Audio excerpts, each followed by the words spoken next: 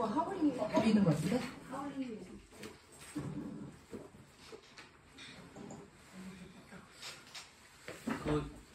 여기 조금 덜 왔나요? 뭐 질문부터 받을까요? 네, 지난 시간 강의 들으셨던 거나 아니면 오늘 오시면서 아침에 달려오면서 이것만은 소장님한테 좀 여쭤보고 싶다 하는 거 있으신가요? 유진쌤, 혹시 지난 강의 들으시면서 오늘 아침에 일어나면서 문득 어떤 생각이 드셨나요? 좀 생각하고 생각 정리되면 말씀드릴게요. 예, 감사합니다. 그것도 좋습니다. 그러면 윤주쌤. 제일 멀리서. 빨리 가야지 하는 마음으로 와서 아무 생각이 안 돼요. 예, 감사합니다. 네. 그 다음에, 그러면 그 다음에 지영쌤은요? 그러면, 추천은 어땠어요? 저요? 네, 괜찮아요. 지금 아무 생각 빨리 온다고. 다들 늦어서 빨리 오느라고 생각이 없으셨답니다. 그러면 혹시 영미쌤 혹시 질문 있으신가요? 네, 저는 잠시만요.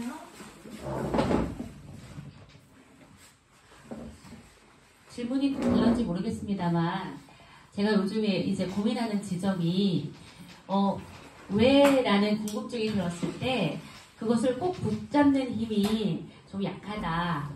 왜 그런가라는 생각이 들었을 때 그거를 꼭 붙잡고 놓지 않고 확장해서 좀 파고 들어가는 힘은 어디에서 올까? 그것도 사고력을 기반으로 한다면 어떻게 하면 그 외를 찾아가는 과정을 좀 더 흔들리지 않고 갈 수 있을까? 그러니까 추상적인 질문입니다만 그런 생각이 들어서 그런 힘은 어디에서 오는지 여쭙고 싶습니다. 그렇죠. 어른들한테는 필요하죠. 왜 내지는 의문이 생겼는데 그것을 쉽게 털어놓죠. 그냥 잊어버리지 않고 그냥 묻혀 지나가야 하죠. 아이들한테는 의문답 쓰게 하면서 그걸 훈련시키는데 어른들은 그렇게 하기 힘들거든요. 어른들은 오늘 얘기한 것 중에 나오겠지만 관점이라고도 얘기할 수 있고 그런데 내 위치가 어딘가를 보고서 내가 읽은 책하고 나하고 다른 점을 자꾸 찾는 거예요. 저번에 얘기한 대로 공부 동행에서 공부 얘기를 할 때 그 사람이 든 사례를 자꾸 보면서 여기는 훨씬 더 내가 사는 데보다 훨씬 잘 사는 사람들 얘기구나. 그 책에는 돼지 엄마가 나오거든요. 소개비로 70만 원 받는다고까지 금액도 나와요. 그런 동네는 다른 동네죠 완전히. 그런 애들을 주로 사례로 쓰면서 책을 쓴 거거든요. 그러니까 그 사람 얘기에 내가 동의를 하더라도 그거는 그 사람들 세계 속에서의 맞는 얘기지 그것을 내 맥락 속으로는 그대로 바로 가져올 수 없다. 그런 거죠. 여러분들이 실제로 일상에서 그런 경험들을 해요. 왜냐면 남편이 보편적으로 얘기할 때 결코 그대로 받아들이지 않죠. 그런 남자들의 생각이 그럴까 됐죠. 근데도 이런 전문가가 쓴 책 같은 거 볼 때는 자꾸 자기 입장을 잃어버리고 그래 그게 맞아 그쪽으로 가야 돼 그러는데 어떤 형태로건 심하게 얘기하면 결론적으로 보편적인 입장이 있을지 몰라도 적어도 우리처럼 과도기나 아니면 낮은 차원에선 적어도 나는 보편적인 이해나 관점을 갖지 못한다고 전제를 해요. 그럼 난 내가 생각하는 건 전부 다가 내 위치에서 나오는 거라고 보는 거예요. 저 같은 경우는 그렇죠. 기본적으로 남성이고 나이 있고 그다음에 서울의 중간층이고 대학 나왔고 이런 등등이 있어요. 그렇죠? 여러분도 마찬가지로 내 생각은 그런 걸 기반으로 갖고 있다라고 봐야 돼요. 거기서 벗어나는 거는 자기를 자꾸 이렇게 보편적인 거 좀 그걸 약화시키면 통계적인 입장으로 가기 때문에 그렇다. 그러니까 생각을 전개시키는데 뭔가 외자가 떠올랐어. 그럴 때 그것이 어떤 맥락에서 얘기가 되고 있는 건지를 보는 거예요. 어떤 맥락에 주로. 그러니까 주로 누가 누구를 대상으로 얘기하는 건지. 언제 어디서도 필요하겠지만 누가 누구를 대상으로 얘기하는가. 그 사고력 7인가 저번 달 텐데 제목이 책을 많이 읽은 아이들의 사고를 어떻게 가르칠 것인가라는 게 있어요. 거기 한번 보면 2000년 서울대학교 구술 문제가 있어요. 이거를 예전에 좀 해본 적이 있는데 읽어볼게요. 아주 간단해. 구술 문제니까. 배가 큰 빙산에 부딪혀 가라앉고 있다. 탈출하지 못한 사람들은 울고불고 난리가 났다. 그 순간 저기 저 구석, 눈에 안 띄는 구석에 구명조끼가 보인다. 여러분 다음 두 가지 중에서 어떤 행동을 선택할 것인가? 1. 내가 입고 도망간다. 2. 가장 불쌍해 보이는 사람에게 준다. 이거를 하고 거의 수험자에게는 거의 다 2번을 줬대. 2번. 근데 중고등학생한테 얘기할 때는 거의 다 1번을 해요. 거의 1번을 해. 근데 1번, 2번이 중요한 게 아니라 그거에 대한 판단하는데 1분이 안 걸려요. 한 30초? 30초면 결론 내리고 그다음부터는 그 근거를 나름대로 찾으려고 애를 쓰죠. 합리화시키는 거. 그게 문제예요. 이것이 어떤 맥락인지를 그림을 안 그리는 거예요. 어떤 맥락으로 해요? 마치 영화 보는 것처럼 그리죠. 그래서 영화가 좀 문제예요. 사람들이 다 어떤 장면에 내가 경험하지 못한 것들의 상당수는 영화에서 보는 것처럼 극적인 장면을 떠올려요. 저번에 얘기한 대로 구명조끼가 한 개란 말 없어요. 그 얘기하면 옛날에 그래서 한 10년 전에 어이씨 정말이네 그랬는데 최근에 한 5년 전에는 속았어. 왜 그걸 표시 안 했어? 그런 느낌이야. 열받아. 그럼 얘기해야지 여기다. 그 다음에 이제 재밌는 게 이제 예를 설명한 가라앉고 있다 그랬지 지금 1분 만에 가라앉는다는 얘기는 안 했어. 가라앉고 있는 거야. 모르지. 10분 내로 가라앉을지 2시간 걸릴지 그건 모르는 거야. 그렇죠? 그 다음에 탈출하지 못한 사람은 울고 난리가 났어. 그럼 탈출한 사람도 있을지도 모르잖아. 탈출하지 못했다 그랬잖아. 그럼 탈출한 사람도 있을지 몰라. 그렇죠? 아무도 탈출 못했단 말 안 했어. 탈출하지 못한 사람들이 난리가 났어. 그럼 탈출한 사람이 있는가 보네? 구명조끼는 그렇죠? 구명조끼가 몇 개 있는지 모르지. 인원수만큼 있는지 어째 모르지. 그 다음에 내가 입고 도망간 데서 문제가 나가 누구냐 나가. 다 애들은 긴 단독으로 생활을 해요. 배를 타고 어디를 가는데 내가 혼자 가는 경우는 비교적 드물어요. 그렇죠? 누구랑 같이 가지 뭐 부모랑 가든지 뭐 친구랑 가든지 좀 가겠지. 아니면 또 하나는 무슨 목적에 따라가지. 내가 누구야? 내가 이 함장의 선장이면 당연히 내가 이렇게 도망가면 나쁜 놈이지. 세월호 내려간 것처럼 아주 평생 욕을 먹겠지. 근데 내가 적군의 포로로 갇혔어. 잡혔어. 오 배가 부딪혔어. 아싸 그건 도망가야지. 내가 누구냐 내가 어떤 위치야 어떤 사람이냐 그에 대한 고려를 하나도 못하고 그냥 재난 영화에서 보는 것처럼 극단적인 상황으로 들어가요. 그렇죠? 재난 영화만 해도 그건 나오는데 타이타닉만 해도 사람도 나오고 아는 사람도 나오고 사회적 약자도 나오는데 그런 거를 고려하는 게 없어요. 저번에 말한 대로 수학처럼 1사분면 2사분면 나눠야 되고 아니면 마이너스 2 이해할 때는 어떻고 마이너스 2 초과 플러스 2까지 범위는 어떻고 이러면 나눠야죠. 어떤 상황이든지 수학이 가장 간단한 거야. 이런 식으로 1사분면 2사분면 여기에 따라 다르다든가 아니면 이렇게 해가지고 여기에서 어떻고 여기에서 어떻고 여기에서 이게 푸등식이잖아. 그렇죠? 기본적인 거잖아. 수학은 아주 단순화시킨 건데도 이런데 우리 일상은 어마어마하게 많죠. 어마어마하게 다양한 경우가 많아요. 그렇죠? 이거 문제는 기본적으로 그거예요. 얼마큼 그 맥락을 고려하냐의 문제예요. 거의 대부분 못해 거의. 그러니까 논술과 구술이 그래서 없어지지 않나 생각이 들어요. 이거 받으면 그냥 시험이라 그러지 멘붕인가 멘붕. 그래서 아주 극단적인 상황으로 확 들어버려. 극단적인 상황. 야 이거 어떻게? 내가 입고 도망가? 불쌍한 사람 줘? 아씨 그럼 난 죽을 텐데. 그럼 불쌍한 사람 안 주면 욕먹는 거 아니야? 그 생각만 돌아가. 그 생각만. 그랬을 때 그리는 그 장면이 어떤 장면이야? 재난영화처럼 극단적인 장면을 그리는 거예요. 머릿속에. 근데 따져보세요. 그러냐? 아니란 얘기지. 다양한 가능성이 엄청나게 많은 거예요. 그 중에 하나, 두 개만 붙잡으면 돼요. 그걸 바라는. 정답은 있는 거 아닙니까? 근데 그거를 내가 만난 데 중에 거의 거의 아무도 생각해본 애가 없더라. 딱 한 명이 있었어. 가장 불쌍한 사람을 엄마로 생각하더라고. 자기 엄마한테 준대. 그러니까 엄마는 같이 갔다고 생각하는 거야. 그건 정말 다른 애에 비해서 훌륭한 거지. 근데 문제 자체가 왜 선택할 것인가잖아요. 우리가 늘상 훈련먹기로는 선택을 할 것인가, 사지선다형으로 늘 쉬운 문제를 보고 있는데, 그럼 당연히 1번, 2번도 선택을 하라는 문제라고 너무나 당연하게 생각하는데, 이거는 이제 구술 문제라고는 하지만 문제를 출제하거나 이게 의도를 갖고 물어볼 때 좀 더 열리게 물어보여야 되지 않을까 하는 생각도 해보고, 약간 한정처럼 느껴지는 질문이기도 한 것 같아요. 아니, 기본적으로 시험은 함정이에요. 시험은 평가를 하기 때문에. 그러니까 면접할 때 가장 기본이 그거예요. 난 면접관 다니면서 나보고 어떻게 면접하는 걸 잘하냐 그러는데, 기본적으로 면접은 떨구는 거거든요.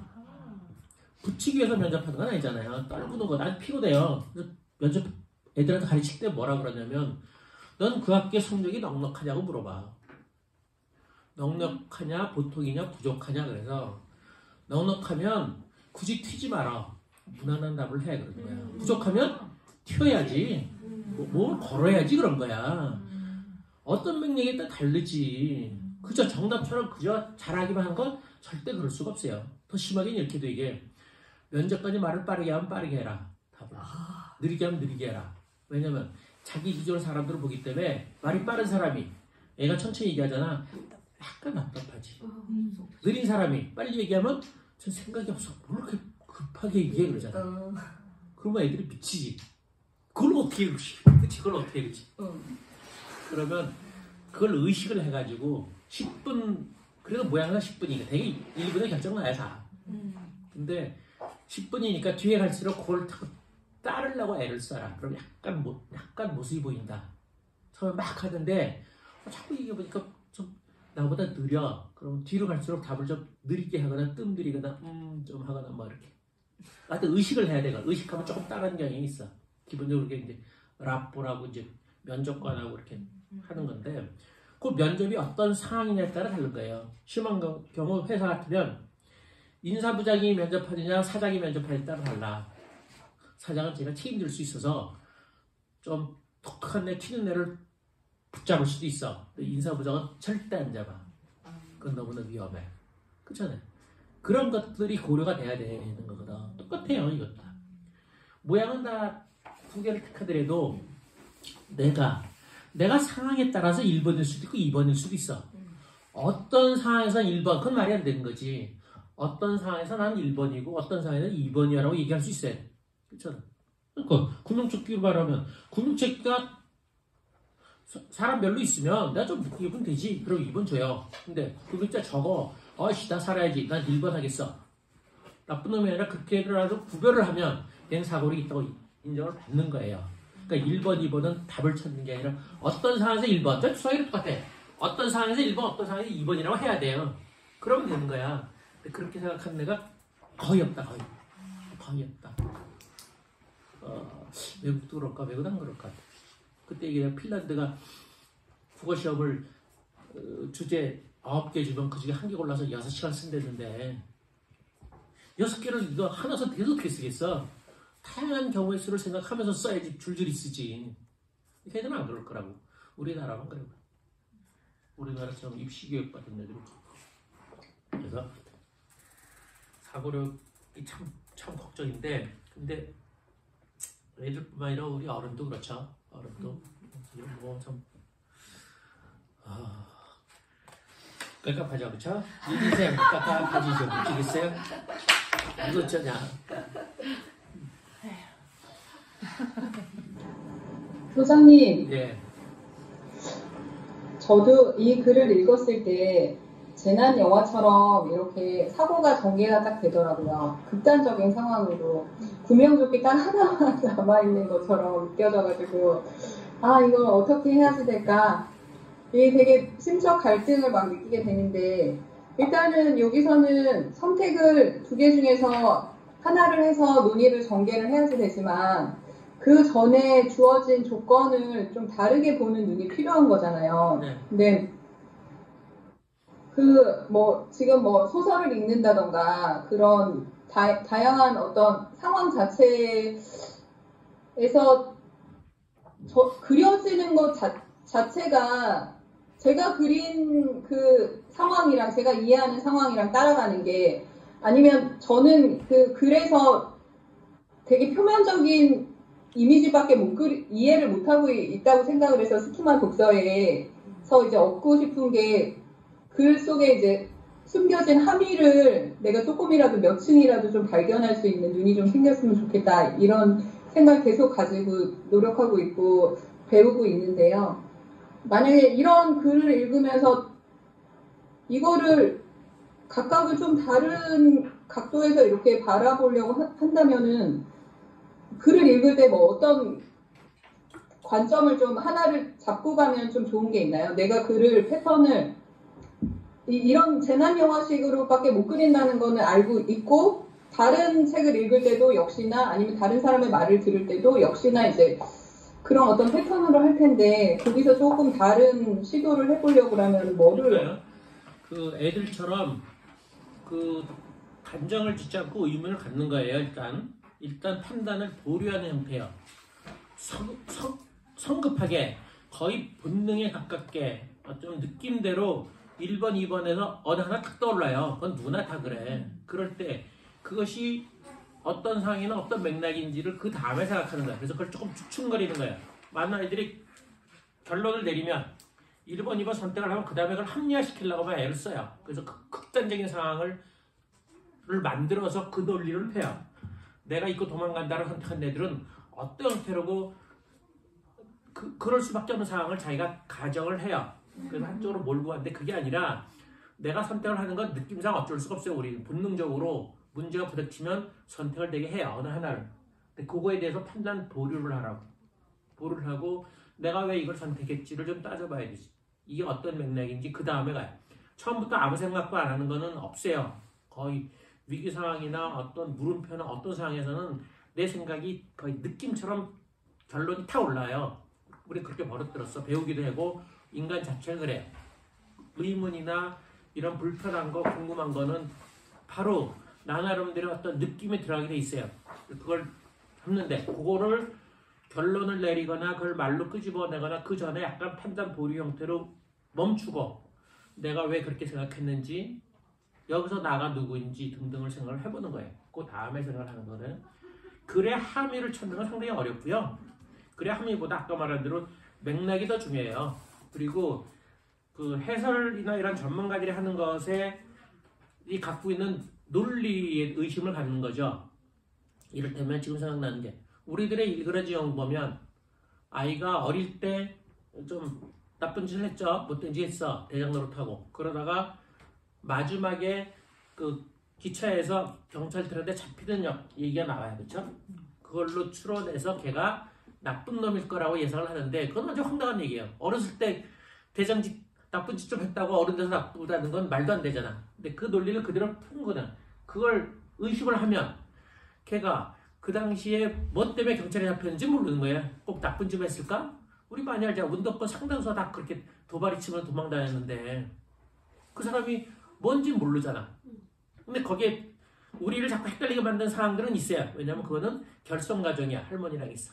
그래서 아마 그럴 거다. 그런 생각들이 있는 게 우리는. 결성 과정이고 문제하고 어릴 때 그렇고. 그래서 아마 얘는 10중 팔고 어른 돼서 나쁜 놈이 됐을 거다라는 게 있는 거야. 그게 전문가들이 끌고 가는 논리인데 아닐 수 있다고 생각하는 거야. 아닐 수 있으면 걔는 결성 과정에서 거꾸로 그런 사람도 있죠. 더 세상에 비리를 겪어봤으니까 열심히 운동했을 수도 있지 뭐. 그래서 운동권으로 도망다니다가 잡힌 거지 뭐. 거기에 물론 이문열은 이제 그런 사람이 아니니까 당연히 그렇게는 안 됐겠지만 거기에 약간의 다른 식의 해석은 여전히 가능한 거예요. 그 논리가 그러면 그래서 선생님들이 좋아하는 게 그거거든요. 어릴 때 나쁜 놈은 어른 돼서 반드시 나쁜 놈이다. 그래서 그 책이 학교에서 그렇게 좋아하는 것들이거든요. 전혀 그렇지 않죠. 전혀 그럴 수가 없어요. 그러니까 그런 것들을 딴지를 거는 거예요. 그래서 거기서부터 그 판단 보류나 그런 것들을 막 잡는 거예요. 그전에 잠깐 얘기할게. 우리가 논의전개라는 건, 그러니까 판단 보류가 돼야지만 논의전개가 하죠. 논의전개. 지금 판단 보류하는 애들이 거의 없는데 글찍에 가끔 그런 애들이 나와요. 근데 요즘은 거의 못 본 것 같아. 판단 보려는 내가 의문을 갖고 내가 답을 떠올리더라도 그 답에 대해서 약간 아닐지도 몰라. 나는 그렇게 생각했는데 저번에 말한 대로 오히려 미스요가 그 엄마가 발길질 할 때 엄마가 아무것도 안 했어. 엄마가 왜 안 그랬을까? 그랬더니 많은 애들이 저도 엄마라고 말할 수도 없어. 강하게 판단하는 거거든요. 한 명이 내가 엄마가 되지 않았으니까 그건 엄마가 왜 그런지 잘 모르겠다. 그게 판단 보려요. 그렇죠? 근데 걔는 한 걸음 더 나가서 그 책에 체면이나 이런 게 나와요. 체면, 주변 사람 시선으로부터 보던 체면 이런 말이 나오는데 그 단어가 2번 나오는데 그거를 붙잡았어. 그래서 그랬을까? 근데 내가 엄마가 아니니까 모르겠다. 엄마가 왜 그런지. 이게 판단 보려요. 기본적으로. 내가 그 사람하고 동일시하면서 책을 읽지만 엄밀하게 말하면 완전 같은 사람은 아니니까 모르는 거지 뭐. 판단 보려 한 다음부터 그다음에 생각이 나가는 건데 걔 이제 거기서 멈추긴 했어. 근데 잘 보면 우리 논의전개의 상당수가 상담에서 얘기하는 것과 많이 비슷해요. 상담에서 얘기하는 그 비폭력 대화라든가 그 부모 역할 훈련에서 나오는 걸림돌 같은 것들은 다 즉각적인 판단, 평가, 비난 이런 것들이야. 기본적으로 평가, 판단이거든요. 그걸 안 하고 좀 추측거리는 것들. 그러니까 상대는 그렇잖아. 그랬구나 그러지. 그렇게 하면 안 되지. 우리 엄마들이 애들아 잘못한 거잖아. 아니 암만 해도 그럴 수가 있어? 암만 해도 그런 경우에 그러면 안 되지. 뭐 선생한테 욕먹었다 그랬을 때 네가 어떻게 했는데 어쩌지 했어. 그럼 네가 선생한테 혼나는 건 당연하지만 그렇게 하면 안 되지. 아니지. 상담에서는 들어주죠. 내가 판단을 멈추고 보류하고 그랬어? 왜 그랬어? 아 그랬구나. 네가 슬펐겠구나. 이런 얘기만 하잖아요. 그렇죠? 그거의 상당수가 사고력이 높을 때 나타난 형태예요. 상담들이. 근데 그 상담은 그걸 기술적으로 유형화시키는 게 좀 문제죠. 편하긴 하지만 그거는 사고력이 높아지지 않고 이제 기술적으로 빠지는 거예요. 유형화시켜버려서. 근데 저것이 뭐에 배운 형태로 추측거려야 돼요. 그러니까 우리 선배님 한 사람 딱 그런 사람 봤는데 보통 때는 판단이나 평가를 되게 잘하는데 상대방의 위기 상황만 있으면 멈춰요. 근데 그 사람도 보니까 배웠더라고. 무슨 뭐 이렇게 상담이나 이렇게 토론하는 기술을 좀 배워서 그러는 거야. 그러니까 보통 때 안 나타나고 특별할 때만 나타나. 위기 상황이라고 했을 때 자기가 판단 딱 죽이고 듣는 쪽으로 쭉 가서 거의 한두 시간도 들어요. 그래서 야, 질문 받을게요. 시간 됐어요? 네. 유진쌤 질문해주세요. 유진쌤 질문 있는 거 아니었어요? 아, 저요? 네. 아, 네. 질문이 있긴 했는데요. 제가 손들었나요? 네.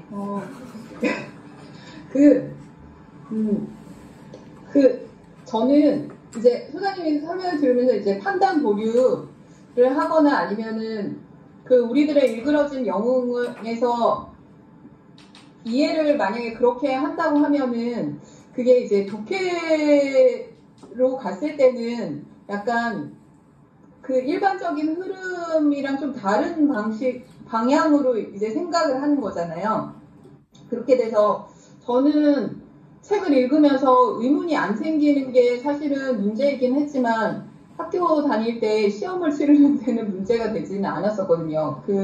그게 흐름을 그냥 이렇게 잘 따라간 거라고는 생각을 하는데 독해랑 사고력이 살짝 그러면은 일반적으로 요구하는 어떤 독해랑은 좀 다른 엇나갔다고 하기에는 좀 그렇지만 자기 사고를 키우기 위해서는 보통 여기서 요구하는 생각과 좀 다른 흐름을 붙잡고 갈 수도 있는데 그건 어떻게 본인 스스로 지지를 받아야 될까요? 내가 잘못 해석한 거일 수도 있잖아요. 근데 어쨌든 사고력을 키우기 위해서는 그런 것도 필요한 것 같은데 그런 내가 불편하거든요. 마음적으로 그렇게 의문을 갖는다는 게 뭐 결손 과정이다 어떤 그런 게 어떻게 보면은 초반에 이렇게 암시적으로 다 깔아놓은 복선일 수도 있는데 그 복선과 다른 어떤 생각을 가지고 있다는 것 자체가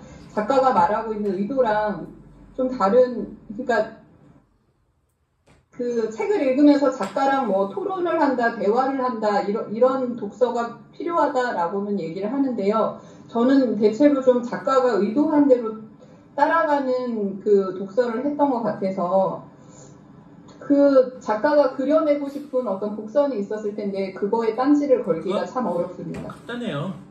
여러분들이 남편하고 얘기할 때 남편의 입장도 알고 내 입장도 알죠. 여러분들이 약자는 되게 본인 입장도 알고 강자는 아는 거예요. 근데 남편들은 대체로 여자 입장을 몰라요. 그냥 자기가 강자이기 때문에 굳이 알려고 애쓰지도 않아요. 기본적으로 주인과 하인에서 주인은 하인을 이해하려고 애쓰지 않아요. 근데 하인은 주인의 입장을 알아야 돼요. 그리고 자기 입장도 알아야 돼요. 그렇죠? 그걸 구별해야 되는데 그걸 구별 못하면 완전히 끌려들어요. 자기 입장이 뭔지를 모르면 안 되는 거죠. 근데 되게 알거든요.